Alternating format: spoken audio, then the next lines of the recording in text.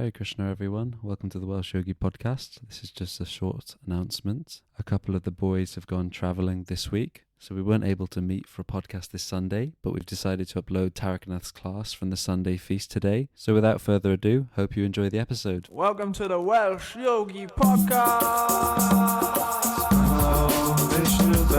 Krishna Prasthaya Bhutale Srimati Bhaktivedanta Swaminiti Name. I'm going to read from Bhagavad Gita as it is, chapter 3, entitled Karma Yoga. Okay, we read text number 3. So the Sanskrit is Shri Bhagavan Uvacha Lokesmin Dvivida Nishta Pura Prokta Mayanaga Jnana Yogena Sankyanam Karma Yogena Yoginam. So translation and purport by His Divine Grace Srila Prabhupada. The Supreme Personality of Godhead said, O sinless Arjuna, I have already explained that there are two classes of men who try to realize the self. Some are inclined to understand it by empirical, philosophical speculation, and others by devotional service. So that's the verse. This is the purport of the commentary. In the second chapter, verse 39, the Lord explained two kinds of procedures, namely Sankhya Yoga and Karma Yoga, or Buddhi Yoga. Okay, let's have a quick look at verse 239, just to remind everyone. This is where you'd be handy if you got it on there. Okay, this is it, yeah. Thus far I have described, this is verse 39, what Prabhupada is referring to in the previous chapter. Thus far I have described this knowledge to you through analytical study. Now listen as I explain it in terms of working without fruitive results. O son of Brita, when you act in such knowledge, you can free yourself from the bondage of works. So what he's saying is you can how to work and to become free from reaction, how to become karma-free, how to work without getting the resultant reaction. So this is what verse 39 is saying in the second chapter. This is what Prabhupada is mentioning. So we all go to work, but how do we work in such a way that we don't get a reaction? What did Christ say? Learn to work in the world and not to become worldly minded, not to become affected by our activities, by the law of karma, because karma means every action that you do, there's an equal and opposite amount come back. That's actions, thoughts, because if you're thinking bad things will come back and disturb your mind. It's really that subtle, everything is called the law of karma. What goes around comes around, as we say. So it's very subtle, it's very deep. So Krishna is saying to Arjuna, this is how to work and not to get entangled, okay? So that's what he's referring to. So that's what I wanted to remind everyone, what Prabhupada is saying. In this verse, the Lord explains the same more clearly. Sankhya Yoga, or analytical study of the nature of spirit and matter, is a subject matter for persons who are inclined to speculate and understand things by experimental knowledge and philosophy. The other class of men who work in Krishna consciousness, as is explained in the 61st verse of the second chapter. Have we got that? The 61st? See if you can find it, because Prabhupada is referencing verse 61 now in the second chapter. Do you want to read it out? I got it here. Yeah, I got it.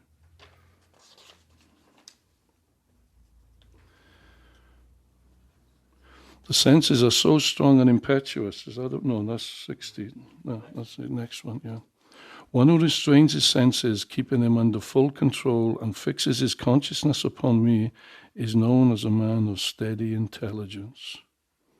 So that's the Sankhya philosophy, where they kind of use a more philosophical way to understand the world. Okay, and then in the previous verse, Krishna was saying this Karma Yoga, how to act. And because there are two classes, and anyway, Prabhupada explains in the purport. Let me read the purport a bit more. So those are the and they use philosophy to understand the world. Others use works, and this is what Krishna is saying. He's saying combine the two. Anyway, we'll get into this now a little bit, I guess. Although I don't have much time. Would it help if I go back to the verse I was reading, wouldn't it? Okay. Yeah, the other class of men work in Krishna consciousness, as explained in the 61st verse of the second chapter. The Lord has explained also in the 39th verse, that's the first verse we said, that working by the principles of Buddha Yoga or Krishna consciousness, one can be relieved from the bonds of action. That's what we just said, free from the law of karma. And furthermore, there is no flaw in this process. The same principle is more clearly explained in the 61st verse. That is Buddha Yoga, that this Buddha Yoga is dependent entirely on the Supreme, or more specifically on Krishna. In this way, all the senses can be brought together under control very easily. Because remember, this is what Krishna is saying to Arjuna. You have to control the mind and the senses. You can't just let them run wild. And this is why it just doesn't bring the happiness we're searching for. So we did say yoga means to discipline, to control, specifically the mind. Therefore, both the yogas are independent as religion and philosophy. So this is the point. Okay, we'll get into it a little bit. Religion without philosophy is sentiment, or sometimes fanaticism, while philosophy without religion is mental speculation. The ultimate goal is Krishna, because the philosophers who are sincerely searching after the absolute truth come in the end to Krishna consciousness. And that's what Krishna says in the Sempahuna Janam Antony. Eventually, your philosophical search, everything has to bring you, your search for knowledge, your search through action, through performing karma, it has to bring you to Krishna or God. All your works, that's what it's meant for. So this is what Krishna is saying. He says, this is also stated in the Bhagavad Gita. The ultimate goal is Krishna, because the philosophers who are sincerely searching come to Krishna consciousness. This is also stated in the Bhagavad Gita. The whole process is to understand the real position of the self in relation to the super self. The indirect process of philosophical speculation, by which gradually one comes to the point of Krishna consciousness, and the other process is directly connecting everything with Krishna in Krishna consciousness. Of the two, the path of Krishna consciousness is better. It does not depend on purifying the senses by philosophical process. Krishna consciousness is itself the purifying process, and by the direct method of devotional service, it is simultaneously easy and sublime. Om Gyana Timaranda Syakananjala Samakaya Shakshura Meditanjana Tasman Shri Guruvena Sri Chaitanya Manobishtam Stapitam Jaina Bhutale Swayam Rupa Kadamayam Dadati Swapadantikam Jai Shri Krishna Chaitanya Prabhu Nityananda Shri Advaita Gadadha Hare Krishna Hare Krishna Hare Rama, Rama Rama, Hare Hare.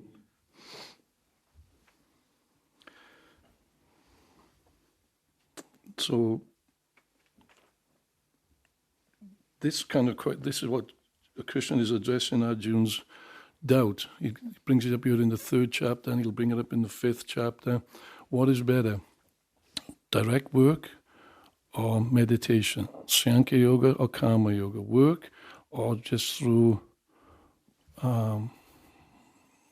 Sankhya Yoga can be sometimes it's called like Dhyana Yoga, with his meditations or this great studying of the philosophy, like Krishna's, to understand reality through the process of negation. Like this is what Krishna uses in the 2nd chapter. He says there's a difference between the body and the self, the body and the soul. So he starts to analyze it. For the birth and death is for the body, it's not for the soul. So the soul can be never killed at any time, it's never born, it never dies, cannot be burnt with fire, withered with the wind, drowned in water, Because actually they're on the battlefield. That's why Krishna says that. And they had fire weapons, wind weapons, all through mantra. Like we toss nuclear bombs around. They were using mantras in those days. But he was saying the soul cannot be touched because it's nothing to do with the body. You can kill the body, but you can't kill the soul. So that's what Prabhupada is saying. I don't have much time, so I'm going to... He touches on this. There are two: religion and philosophy. So religion without philosophy, these are the two, and this is what you kind of see. Religion without philosophy is generally, you see, that's fanaticism. And that's all. People practice religion without, it's just a sentiment, without understanding the purpose. And this is what Prabhupada is saying the purpose of religion is to connect you to God. But not connection through the body or through the senses. It's the connection of the soul. And also when you study, if you're using the meditation techniques, the Dhyana Yoga or the Sankhya Yoga, through studying philosophy and becoming detached from the world, that's what Sankhya Yoga means. It's like a computer. You just hit the delete button and everything comes in and it shuts down. But the purpose of that is to connect to the soul. And so one without the both have got to be there. So if you have just religion without philosophy, it's fanaticism. Because you don't know why you're doing it. It's just a sentiment. Why are you worshipping God? Oh, this is my family tradition. I was born. But why? Or why you worship God? God is different. You see, especially in America, right? That Jesus is pleased with you when he'll give you great wealth if he's. So you have to approach Jesus. What do they call it? Yeah, prosperity. Yeah, and you have these big evangelical. I've got a 600 million yacht or jet or whatever, and you too could have it if you please Jesus. This is because that's what it's religion through the body. Through the mind, and this is not what religion is about. Of course, they say you've got to send the money to them. That's how they got the 600 million jet or whatever yacht or whatever they got. But it's saying that's to please you, to please your senses. Well, ultimately, because it's a sentiment. And it's nothing, this is not what Bhagavad Gita is teaching. This is not what Krishna is saying. He's saying you act, but ultimately should be bringing it to the soul, to connect to the soul through yoga, through this form of acting. But if it's just a sentiment, with religion, without the philosophical understanding of who God is, then that's all it will be, because you're not connecting to the soul. You're just, at best, you're connecting to the body, or I'm going to God and I'm asking him for something. God becomes the order supplier. Like you order something off Amazon or something, that's what it becomes. And if Amazon don't deliver, or you go on the internet and you find some, I don't know what you do, I never go on there, but you find some server, whatever, what do you do in the bloody things? What are you doing? How do you order something? I've never done it. I've absolutely never done it, so I wouldn't have a clue. But if you don't get what you order, you think, I'm being cheated and I won't go to them again. So when people go to God like that and ask them to give them something, if they have no philosophical understanding, they'll say God doesn't exist. And maybe that's been related in our lives. You look and you've asked for something, you've done something, and then God doesn't deliver. But because you're not grounded in philosophy, and this is, you're not grounded in who God is or who Krishna is, then you can. It's unsteady. It's unsteady, and this is nishta. That's what Prabhupada says in this. Nishta means you become steady. Anishta or kanishta means unsteady. So you can get easily swayed. I'll worship God as long as I get what I want. That's just a sentence. As long as God gives me what I want, I'll continue worshiping. But that's not the purpose of religion. Not according to Bhagavad Gita. It's lacking philosophical understanding. It's lacking understanding of who we are.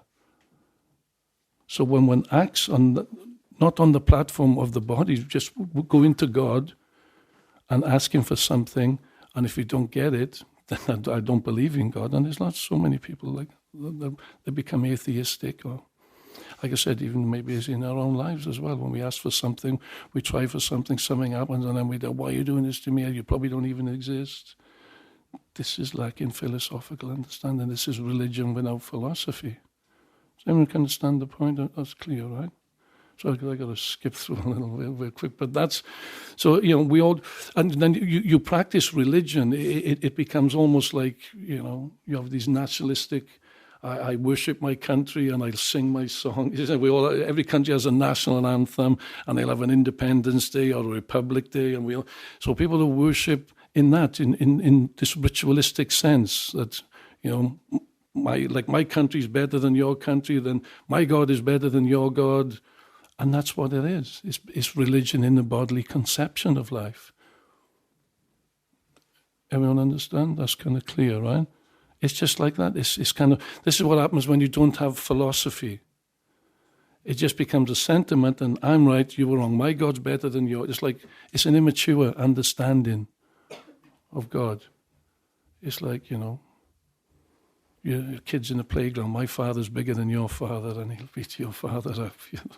My God's better than your God. And this is philosophical misunderstanding. This is religion in the bodily concept of life. This is not what Bhagavad Gita is teaching. So on the other side, so it becomes fanaticism. That's what I'm saying. And people will kill for that. Isn't it? They go to war over this just to establish a religion, and it's been going on, for centuries. This has been going on, battling.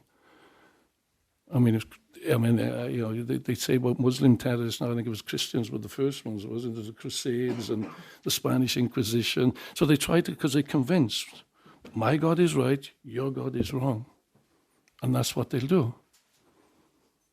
And that's what they'll do. Because there's no philosophical understanding. It's just that I'm right, you're wrong. You have to follow our religion or you die. They convert by killing. You don't convert, you'll die a short death. If you don't convert, you die a painful death. Either way, you're going to die anyway. But that's what, because it's religion without philosophy. I've said that enough times now. Everyone's got that, right? So that's one side of the coin. That's Prabhupada mentions in the Purva. The other side then is philosophy without religion. Or as Prabhupada calls it, mental speculation. That means you have this, you're trying to understand reality through the mind and your senses. But you're not getting the full picture of, because you're still not connecting to the soul. You're still not understanding there's a spiritual reality. And they come up with it. There is no absolute reality. And they absolutely state that. That's a paradox, isn't it? There's absolutely no absolute philosophy, no absolute being. And they absolutely categorically state that. Because it becomes a subjective. When you're not grounded in religion, that's what mental speculation means. It's not grounded then in the concept of God, or concept of where did everything come from? It's the source of everything. Your reality becomes what you think. That's what happens when you move away from religion. There is no absolute reality, and what you think is what it is. So I can think I can be a cat, and I can be a dog, or you to say anything.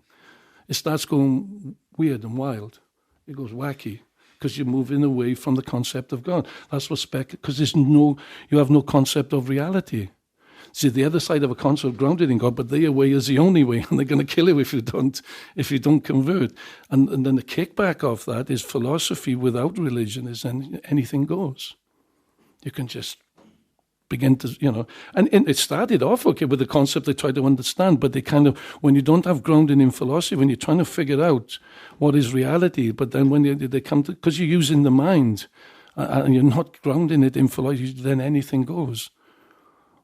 Nothing exists. I don't even know if I exist. You don't, all this stuff, and you go down the rabbit hole with it. All this psychobabble stuff really coming out because they're moving away from God.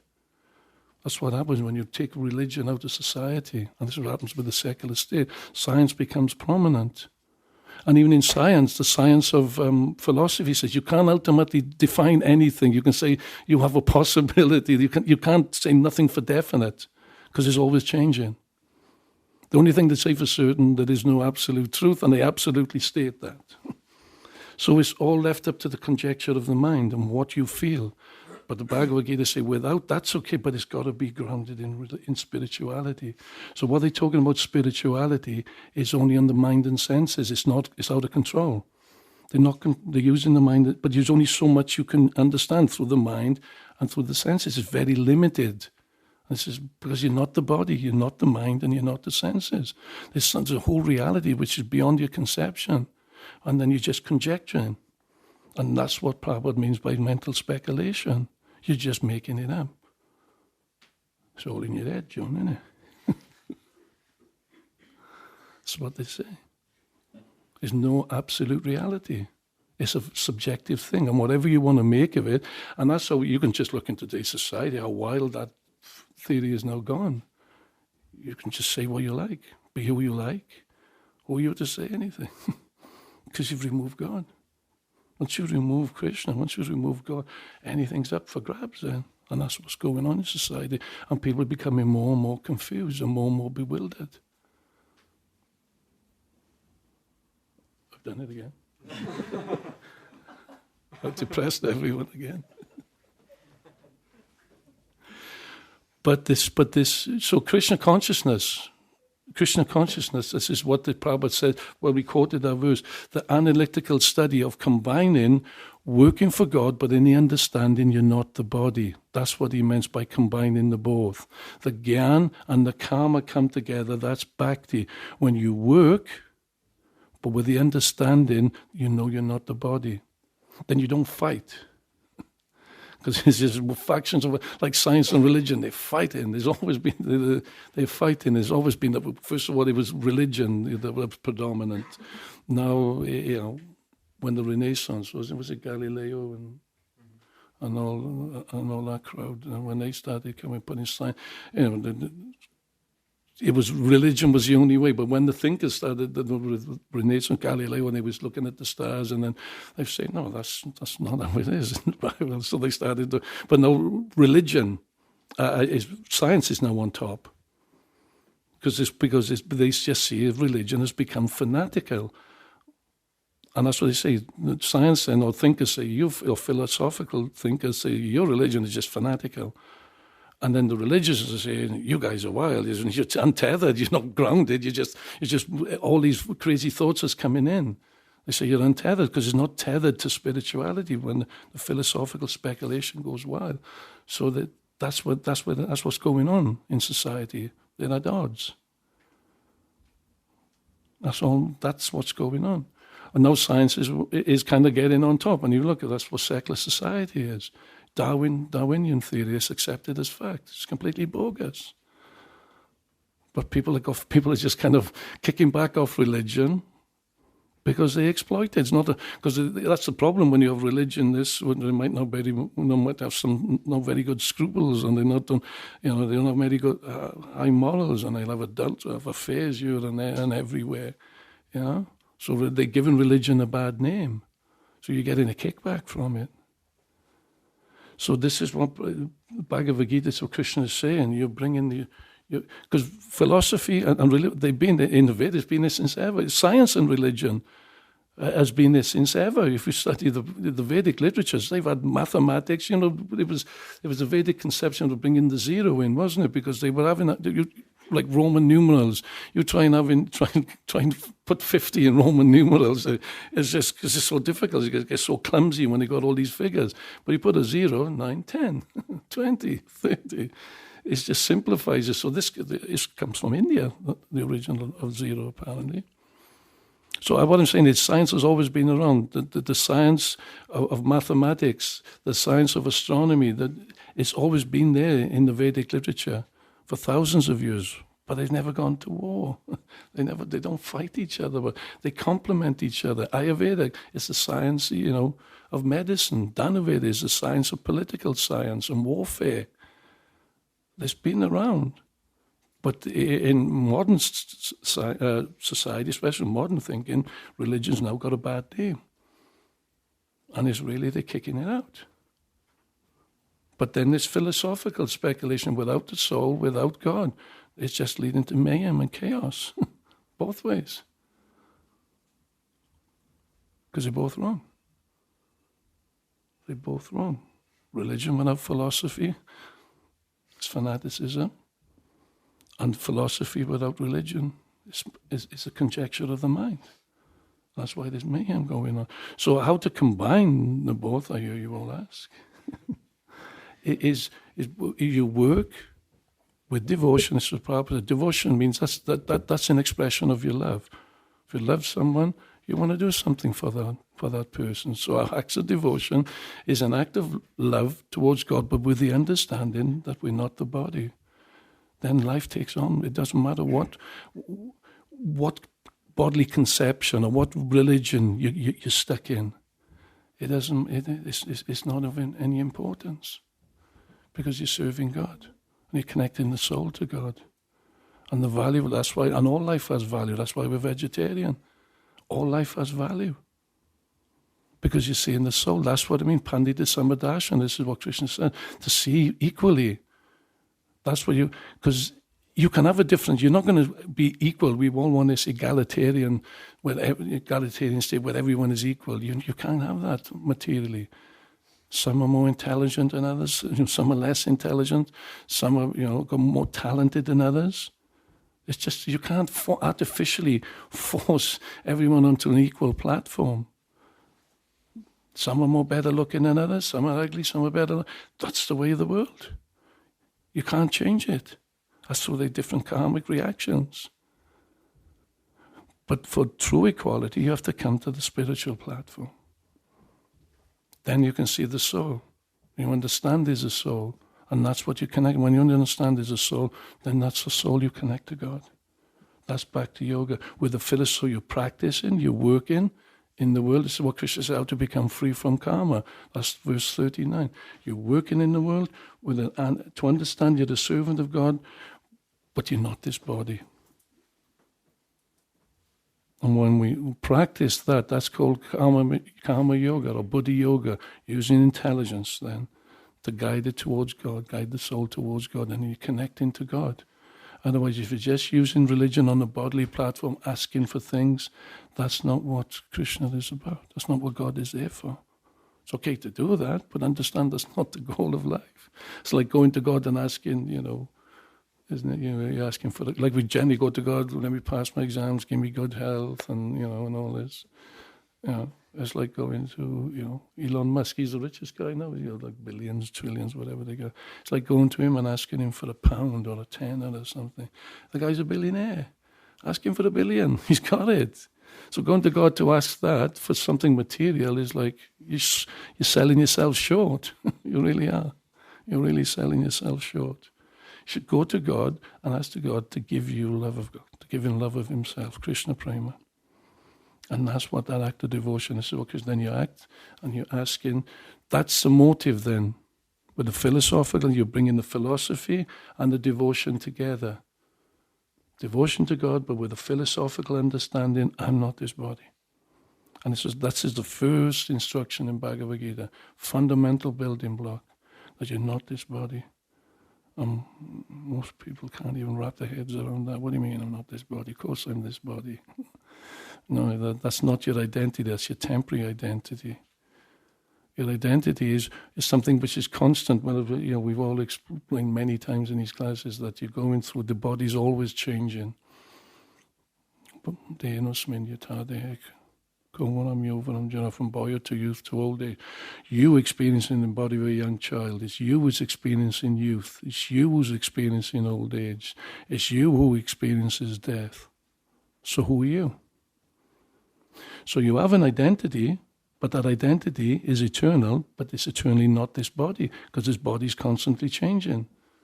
So who are you? So when you place all your stock on all your religious activities and all your speculation, coming up with, I'm this body, you're coming up with 2 and 2, you're adding 2 and 2, and you're getting 5. Your mathematical equation is off. So when you have that mathematical equation, then you can have, from then on, whatever equations you put on top of it, you just multiply in the error, and you're going further away from the truth. And that's what's going on in society. When you remove God, all your philosophy, all your religion starts to go away, because you got the fundamental arithmetic wrong. You're the eternal servant of God, meant to serve God, which is not the body, and you're not the senses. And this is what Bhagavad Gita teaches. And that's why there's a difference between religion and mental speculation, or religion without philosophy is just a sentiment. That also won't work, give you the happiness that we're all searching for. And you'll have speculation without religion. You'll just conjecture all the time, speculate, and go down the rabbit's hole with it. It goes crazy. I don't exist. You don't exist. And well, I think I exist. No, you only think it exists. Oh, it's just going. You go like an endless. It just goes like an endless rabbit hole. Isn't? You'll solve nothing. So you just get bewildered and confused. That's all you end up doing. That's all you end up doing. But when you chant Hare Krishna, associate with devotees, it's clear. Have the philosophical understanding. Learn Bhagavad Gita. Chant Hare Krishna every day. That'll bring you closer. That's with the understanding of who you are. That'll bring you closer to Krishna. No, don't take my word for it. You've got to try it. Don't just take my word. I might be just leading you up the garden path. So that's why you've got to try this. This is why it's audience participation. You can't just talk this. We've got to walk our talk, and that's the difficulty then. That's what. But everyone's got different capabilities and different abilities. So whatever we got, you use. Whatever you got, you can use. Everyone can do something. Not just think it's for someone else. And that's for the more advanced devotee. No, this is basic. If you want to become free from karma, free from distress, free from anxiety, free from suffering, you have to turn to God. Okay, so we're going to do some more chanting together. Nama Om Vishnu Padaya Krishna Pristaya Bhutale Shrimate Bhakti Vedanta